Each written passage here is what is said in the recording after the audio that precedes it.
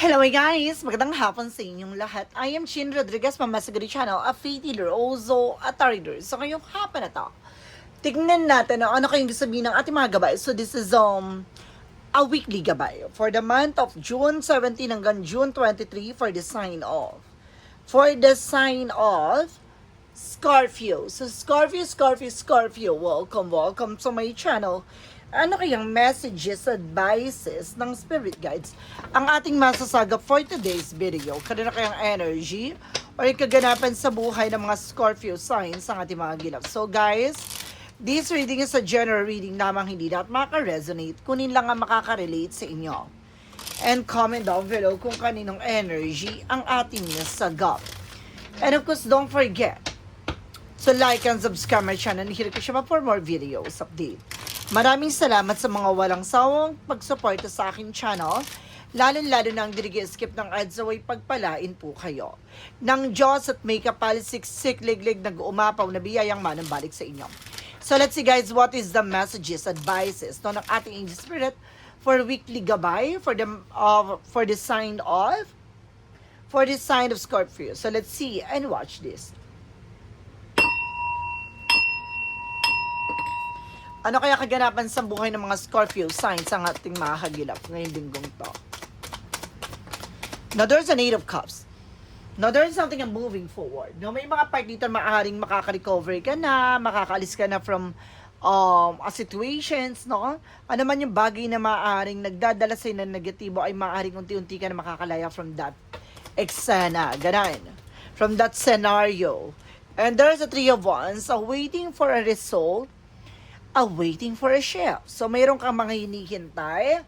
Paper, documents, informations, maaring dumating na. No, maaring, some of you, no, makakaalis ka na from that situations dahil may resulta na hinihintay mo, darating na, mangyayari na. Let's see additional messages. And there's an Ace of Pentacles. There's something, a big shot in big money coming in. So ngayon linggong to at magdadala sa ito na malaking pera at malaking opportunities. Wow! There is something, a big offer. So maaaring magtutuloy-tuloy ng pasok magagandang kapalaran sa'yo, no, regarding some money matter. Let's see what is additional messages. Represent with the 10 of Cups. Something in happiness, no? Kumbaga magiging masaya din, no? At magiging maligaya ka na rin sa mga susunod na araw, no? There's something in ultimate happiness. And there's something in 4 of Cups, no? Just re-evaluate, analyze, no? May mga bagay na kailangan pag-isipang mabuti, klaruhin mabuti. And there's something in 4 of Pentacles, saving and protecting. So may mga bagay ka na kailangan mag-ingat. Pag-ingatan, no? Kumbaga there's a saving na kailangan mong kumbaga magtipid-tipid, mag-imbak. Now, there's a budgeting. What is the 8 of Cups? Represent guys with the strength, with the confident, no? The more na confident ka sa ginagawa mo, the more na magsasucceed ka. The more na makaka-recover ka, the more na makakalaya ka from that burden. What is the 3 of Wands? So, kailangan may kumpiyansa, ganon. And the Ace of Wands, something, a new project, a new idea coming in. So, ano man yung bagay na to, no, darating yung result, no, informations, or may mga hinihintay kayong project, or maaaring gusto nyo magkaroon ng project, or new job, new work, darating na. No, makakaalis ka na, or maaaring magkaroon ka na ng bagong trabaho, no, bagong opportunity. What is the Ace of Pentacles? Represent with the 5 of Cups. No, there's something disappointment. So, there's something regret, no? Mayroong mga bagay na maaaring, kumbaga pinanghinayangan mo, no? Maraming bagay maaaring nasayang sa'yo, no? But definitely there's something at big opportunities na maaaring hindi mo dapat ma-miss, no? Hindi mo dapat mapalampas, ganon. What is the 10 of Cups? Represent guys with the 2 of Wands. So there's a first step, no? Kailangan baguhin mo rin environment mo, no, yung toxic situations mo, like toxic friends, toxic environment, na kailangan mo ng healthy boundaries. What is the 4 of Cups? Represent guys with a Chariot card for action movement. Magkakaroon ng changes sa development sa situations mo, but you need to be wise, no? Kailangan maging wise ka, mas maging matalino ka sa mga gagawin mong action, sa gagawin mong decision para wala kang pagsisisihan at the end of that time. Diba? Para hindi ka magsisi, manghinayang, sa naman yung bagay na posibilidad na maaaring maganap. Galan. There is a Four of Pentacles. So, represent what? Represent, guys, with the Knight of Wands. So, there's a slow and steady, no? Kumbaga, may mga bagay na unti-unti na. So, kailangan mong gumamay-gamay, no, pagdating sa budgeting, guys. So, kailangan mo mag-save ng money, ng profit, no, ng salary, something like that. No, kailangan maghigpit ka muna ng very late na sinturon. With the Eight of Cups, because the Strength card, represent what? Now, represent, guys, with the Queen of Pentacles, being maturity and, of course, how to manage and control your finances. So, be mature enough, know how to manage and protect your finances. Now, may mga bagay kang kailangan tigilan or kailangan alisin. No, sa situations mo na hindi na nakakatulong from your situations, no? Kumbaga, meron kang mga parang pinagkaabalahan or meron kang pinagkagastusan na kailangan mo tantanan with the Five of Wands, so there's some complication. So may mga bagay na maaaring nagbibigay komplikasyon dito. Now, some of you guys, no, there's something competitors. Meron dito kakompetensya. Or there's an inner conflict, no? Nagkakaroon dito ng, kumbaga, komplikasyon, no? Maaaring nagkakaroon ka ng doubt and fear, no, or maaring meron ditong parang hinakarangan o hinakadlangan ka. And there's a judgment, no, there's something a wake-up call. Parang pinapaalalahanan ka na you need to pay attention, no, from that situation for about dito sa money matter. So, kailangan mo mag-pay attention dyan. What is the Ten of Cups? Because the Two of Wands. Represent, guys, with the Four of Sword. There's something a rest. So, kailangan mo na sa patapahinga. Nag-over patig ka. So, na parang nagkakaroon ka dito ng sleepless night, anxieties. What is the Four of Cups? Because the Chariot card. Represent with the Eight of Cups, something a focus. Na mag-focus ka raw sa trabaho, negosyo, hanap buhay mo. Kailangan tutukan mo ano man yung bagay na nakakatulong sa'yo. No, kailangan pag-iisipang mabuti. Hindi pwede pala desisyon ka. Hindi pwede kung ano yung naisipan mo, yun na yun. Kailangan mong pag-iisipan ng maraming beses bago ka kumilos at gumalaw, no? What is the Four of Pentacles? Because the Knight of Wands. So, represent dito ng the King of Pentacles. Being secure. So, maging mahigpit or magproteksyonan mo ano man yung bagay na meron ka. No, kailangan mas magiging secure ka this time. There's a Knight of Swords. There's a success driven. So, bibilis ang takbo ng situations mo. No, mas bibilis na ang mga kaganapan ngayon. No, kung matututo kang pangalagaan na naman yung bagay na meron ka. Now, let's see additional messages. So, there's a Tower moment for immediate changes. So, may malaking pagbabago na magagawa sa situations mo dito. No, maaring may mga, there's a competitors, no, like environment, mayroong mga inggitera sa paligid mo. No, ano man yung plano mo, may mga nangyayari ditong delays and cancellations. No, wag ka na magkukwento sa kung sino-sino man tao na yan. No, dahil some of them, there's an evil eye. What is the Judgment? Because the Five of Cups and the Ace of Pentacles represent what? There's a the Sun card. The truth comes out. So, there's something verification. May mga bagay na lilinisin. No, tatanggalin sa situations mo na mga bagay na hindi nakakatulong for your growth and expansion. So, may mga paalala sa'yo na like a divine intervention, no, like angels, number, synchronicities. No, it's a symbols and signs na you need to pay attention from your current situations, no? What is the Ten of Cups? Because the Two of Wands and the Four of Swords. Reference with the Queen of Swords. Clear the boundaries. Tanggalin mo yung mga bagay na hindi na nakakatulong, no, sa iniisip mo, na nagkakaroon ka ng sleepless anxieties dahil kung ano-anong tumatakbo sa isip mo. Lagi mong pakakatandaan, lagi mong titingnan yung magiging posibilidad. No, yung kalalabasan para hindi ka na mag-iisip ng kung ano-ano pa bagay pa man. Diba? Na wala kang pagsisisihan dahil gumawa ka ng eksena na naayon sa gusto mo. With a Seven of Pentacles, there's a harvest time. So, magkakaroon ng harvest moment dito. Now, with the Four of Wands, so there's a celebration coming in. So, may mga celebration daw na maaaring mangyari. Na maganap sa sitwasyon mo. So, let's see what is additional messages tayo pagdating sa finances and career, love life, at kalusugan.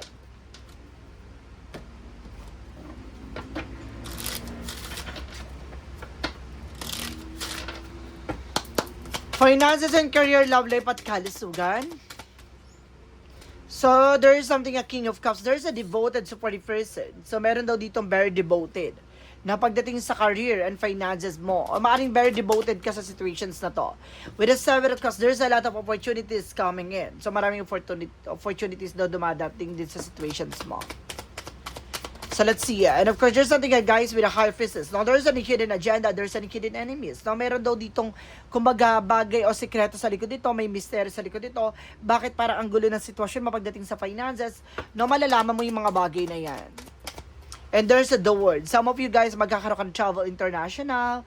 No, kumbaga makakapag-work ka abroad or makakauwi ka na galing international. So, there's a travel, guys. Now, there's a Five of Swords. Nagkakaroon ng self-sabotage just because of your action. So, wag ka na nagkukwento, wag ka na nagsasabi ng kung ano-ano man yung plano mo sa situation mo dahil sa mundong ginagalaw mo maraming traitor, maraming taong naiinggit behind your back. And there's a justice will be served. Don't you worry, there's a karma.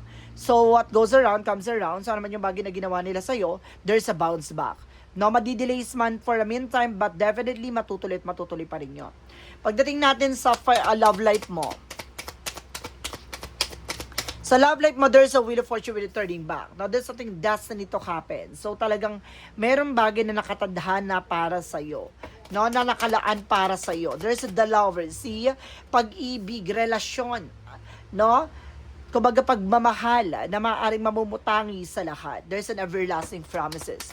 No, and of course, there's something, a relationship that brings you with a high level of commitment. And there's an Knight of Wands for something perseverance. So, kailangan mo magtiyaga. Na magpatuloy kayo sa inyong ginagawa ng partner mo, ng person mo, no, may mga bagay talaga na nakatadhana para sa inyo sa isa't isa. No, there's a twin flame and soulmate connection. And of course, this is something the Hangman, something stuck. Now, some of you nakastuck pa kayo sa situations na to. Nagtsatsaga kayo for a meantime, meron kayong mga bagay na parang pinagdadaanan as of now. And there's a magician for manifestation. May mga bagay na ma-manifest kayo.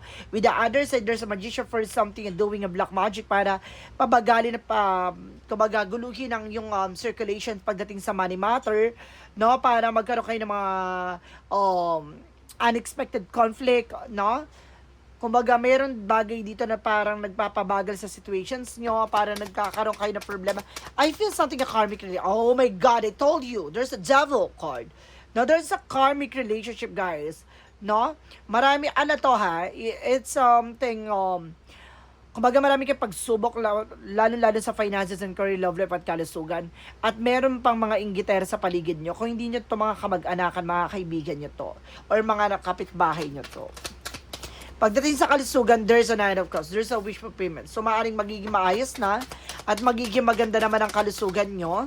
With the Three of Pentacles, no? Mag-ingat lang kayo sa mga sinishare ng information, lalo-lalo sa mga nararamdaman nyo. Huwag kayong kwento ng kwento dyan. With the Page of Wands, so may magandang balita pagdating sa kalusugan mo. Now, there's a Five of Pentacles. So, gusto nito magastusan kayo. Now, there's a financial crisis. Now, kung may mga nararamdaman kayo, no, kailangan yung mag-first opinion muna kayo, no, for spiritual or healing. No, dahil baka na matanda lang kayo or maaring nagawan lang kayo ng palipad hangin or anything, no, baka magastusan kayo. Pag alam niyo naman na walang findings, no, walang findings na nangyayari, so you need to do something na para maputol yung ginawa sa inyo. And there's a high run. Sabi ko na nga ba, may palipad hangin. There's a religious factor. No, meron dito palipad hangin, or there's something, and hypnotized. No, I feel so, para magsunod-sunuran. With a death card, gusto ko nito masyegi, guys. Ginagawa ka nito ng hindi maganda. Pagdating sa kalusugan mo, talagang niline off, oh. So, talagang ginagawa kayo nito ng partner mo. So, ginagawa kayo ng kulam, no? May kulam kayong taglay. Ginawa kayo para magastusan, no? Ng bonggang-bongga. So, let's see. What is additional messages tayo with an angel spirit messages? Sa gabay na tayo, guys. Na-miss nyo ba yung reading natin with a weekly gabay, guys? Pasensya na, ngayon lang tayo nagbalik, ha? With a Money Move Oracle deck, there's an ending. So, there's an ending. It's time to say goodbye. So, mayroong bagay na maaaring magbigay, no, ng pagbabago. The cycle is over. It's time for you to make a change and revert. Ito na nga, no, parang, kumbaga, mabubuhay ulit ng panibagong eksena. And there's something a wrong decision. May mali kang decision na nagawa dito. Think before you met. No, bago mo gawin tong bagay na to, pag-iisipan mabuti bawat desisyon. Okay? What is an angel's number? Represent what? Represent a breaking contract. There's a divorce. Some of you guys na meron daw ditong divorce. Without, bakit meron ditong ano? Oh, sorry guys, no, nasama lang siya from What Lies to. Hindi siya kasama. Angels number tayo. Sorry guys. No, there is a 0440 with a gut feeling. Baka may energy kayong divorce dito, baka nag-divorce kayo o meron kayo issue about sa divorce ha. Breaking contract. So, may the gut feeling. So, makinig ka daw sa gut feeling mo. So, sama na raw natin, no? Okay. Follow your gut. It's more than just a feeling. Be real with the people and focus on the meaningful relationship.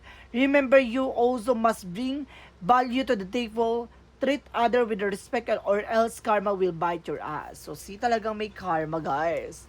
No, there's a betrayal. Kung ano man yung bagay, parang mayroong gut feeling dito na ano man yung bagay na ginawa sa'yo, there's something bounce back. What is the magical fire messages?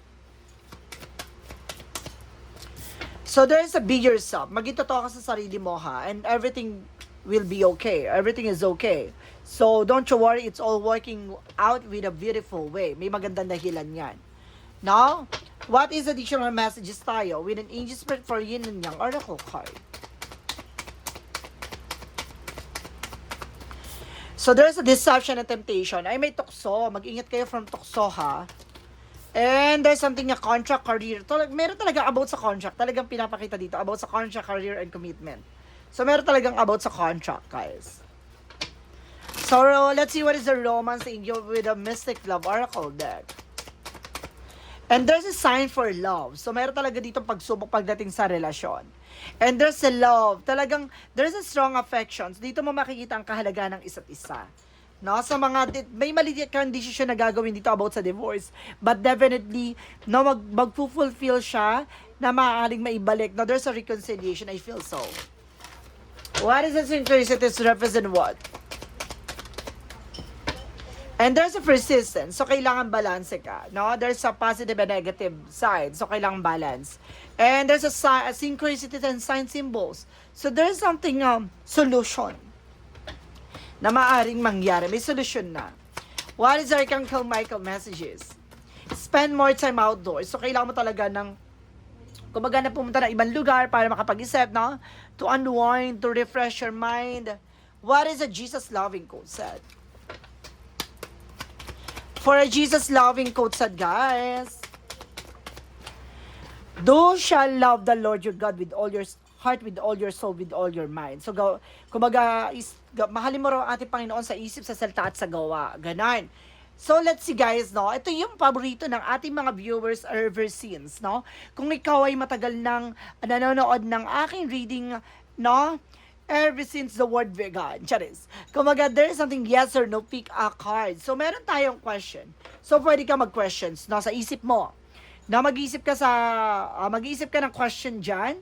No, at pipili ka na magiging sagot sa tanong mo, sa isip mo. Pipili ka na magiging sagot within 1, 2, or 3. Kapag nakapag-isip ka na, please comment down below kung ano number na napili mo at ayun yung magiging sagot sa tanong mo. There's a yes or no.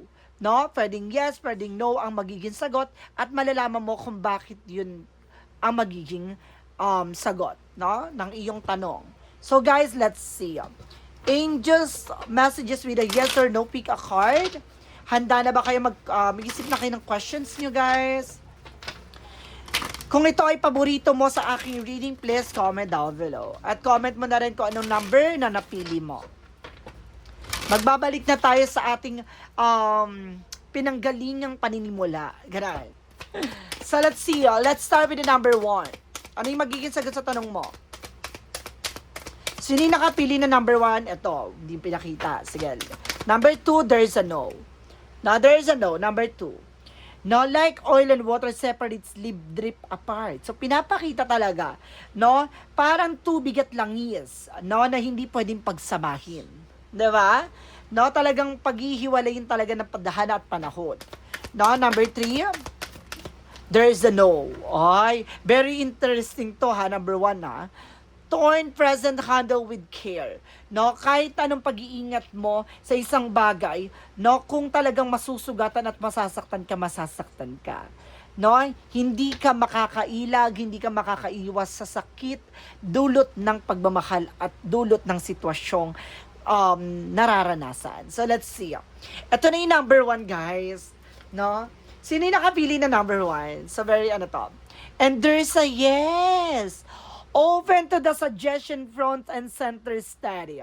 Manatili ka sa sitwasyon mo, buksan ng puso't isipan no sa sa pagtanggap no ng mga bagay o posibilidad na mangyayari sa iyong hinaharap.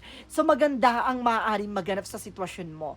May magandang dahilan, may magandang kahihinatnan at may magandang dulot no ng nakaraan. So guys, this is something a weekly gabay for the month of weekly gabay, weekly pasilip for the month of June 17 hanggang June 23 for the sign of Scorpio. So Scorpio, maraming salamat po for this wonderful reading. So once again, this reading is a general reading lamang. Hindi lahat makaka-resonate. Kunin lang ang makaka-relate sa inyo and comment down below kung kaninong energy ang ating nasagap. Of course, don't forget to like and subscribe my channel and hit the notification bell for more videos update. Maraming salamat sa mga walang sawang mag-support sa aking channel, lalo-lalo nang skip ng ads away pagpalain kayo. Nang Diyos at may kapal siksik liglig nag-uumapaw na biyayang manang balik sa inyo. Maraming salamat guys and see you in the next video. Bye-bye and babush.